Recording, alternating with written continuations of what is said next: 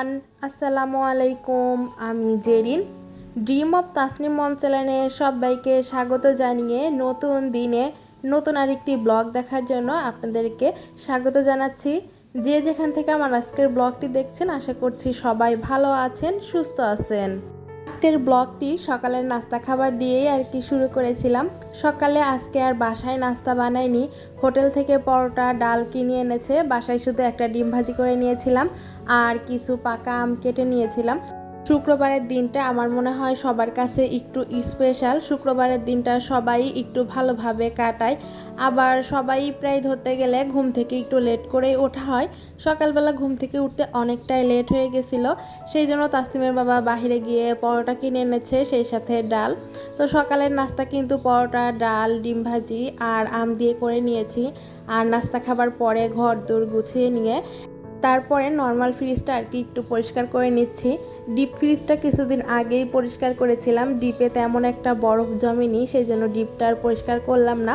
কিন্তু নর্মালটা যেহেতু প্রতিনিয়তই ব্যবহার করা হয়, সেই জন্য কিন্তু নর্মালটাতে একটু বেশিই ময়লা হয়ে যায় আর কি। তরকারির দাগ টাগ পড়ে গেছে, তারপরে সবজির দাগ পড়ে গেছে, তো সেইগুলো একটু আর কি ভিমবার দিয়ে ধুয়ে তারপরে শুকনো কাপড় দিয়ে আর কি মুছে নিচ্ছিলাম।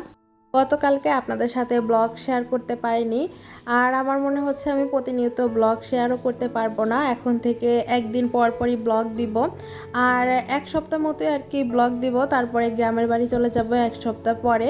তখন আবার গিয়ে অনিয়মিত হয়ে যাবে, গ্রামের বাড়িতে প্রায় 14-15 দিন থাকা হয়ে যাবে।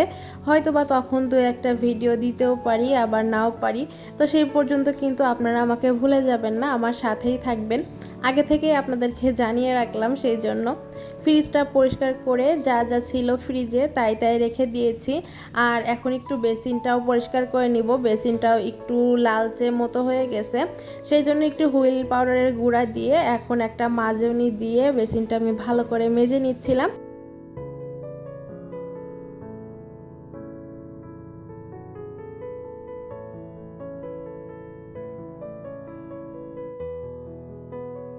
বেশিরভাগ কিন্তু বেসিনগুলা একটু বেশি ময়লা হয়, কারণ সবসময় যেহেতু আমরা ভাত খাবার পরে কিংবা যে কোনো কিছু করার পরে কিন্তু এখানেই হাতটা ধুই, সেই জন্য কিন্তু বেসিনটা বেশি পরিমাণে ময়লা হয়ে যায়। আর প্রায় 2-1 দিন পর পরই একদম ভালো করে বেসিনটা আমি ধুই, যাতে সবসময়ই পরিষ্কার থাকে। আর এই যে বেসিনের উপরটাতেও একটু পরিষ্কার করে নিচ্ছিলাম, এইখানটাতে প্রচুর পরিমাণ রং পড়েছে। আমরা যে বাসাটায় থাকি এই বাসাতে আর কি দেয়ালগুলো একদমই ভালো না, প্রচুর রং সবসময় পড়তেই থাকে। বেসিন পরিষ্কার করে তারপরে ঘরটা একবারে মুছে নিয়েছি। আর তারপরে এই যে আপনাদের ভাইয়া কিছু কোয়েল পাখি এনেছিল পালার জন্য আর কি, আমার মেয়েকে ডিম খাওয়াবো সেই জন্য আর কি পালন করতে চেয়েছিলাম, কিন্তু তার মধ্যে থেকে 3টা আর কি ছেলে কোয়েল পাখি আর 2টা মেয়ে কোয়েল পাখি রেখে দিয়ে 3টা ছেলে কোয়েল পাখিগুলো জবাই করে দিয়েছি।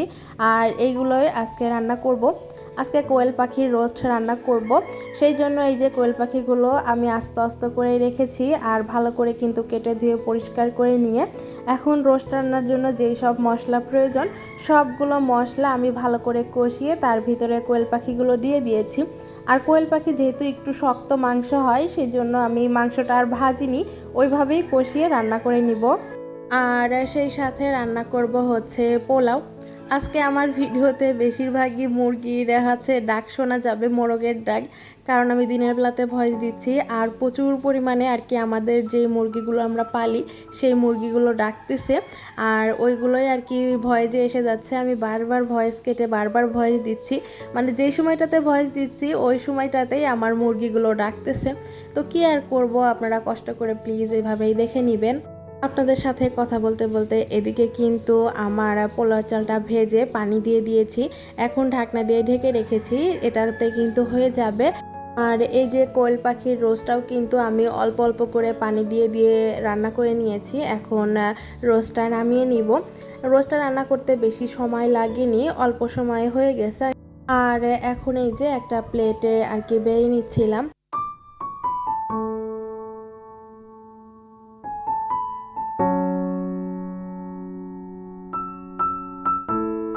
তারপরে একটু ডেকোরেশনের জন্য কিন্তু আমি পেঁয়াজ বেরেস্তা উপর দিয়ে দিয়েছিলাম। আর রান্না করার পরপরই কিন্তু খাবার খেতে বসে গিয়েছি, কারণ আজকের খাবারটা খেতে বেশ অনেকটাই দেরি হয়ে গেছিলো রান্না শেষ হতে হতে। কারণ ওই যে ঘুম থেকে দেরি করে উঠেছি আর সকল কাজকর্ম করতে করতে অনেকটাই দেরি হয়ে গেছিলো, সেই জন্য খাবার খেতে খেতে কিন্তু 3টা বেজে গেছিলো। এখন আমি আমার মেয়েকে খাইয়ে দিব, সেই জন্য ভাত বেড়ে নিচ্ছিলাম। আর কোয়েল পাখির এই রোস্ট রান্নাটা কিন্তু ভালোই মজা লেগেছিল। আমি ভেবেছিলাম কোয়েল পাখি আবার কেমন লাগবে, ভালো লাগবে না হয়তো, কিন্তু মোটামুটি ভালোই লেগেছে আমার কাছে। তো আজকের মতো তাহলে এখানেই বিদায় নিয়ে নিচ্ছি। সেই পর্যন্ত সবাই ভালো থাকবেন, সুস্থ থাকবেন। আবারও দেখা হবে পরবর্তী ভিডিওতে। আল্লাহ হাফিজ, আসসালামু আলাইকুম।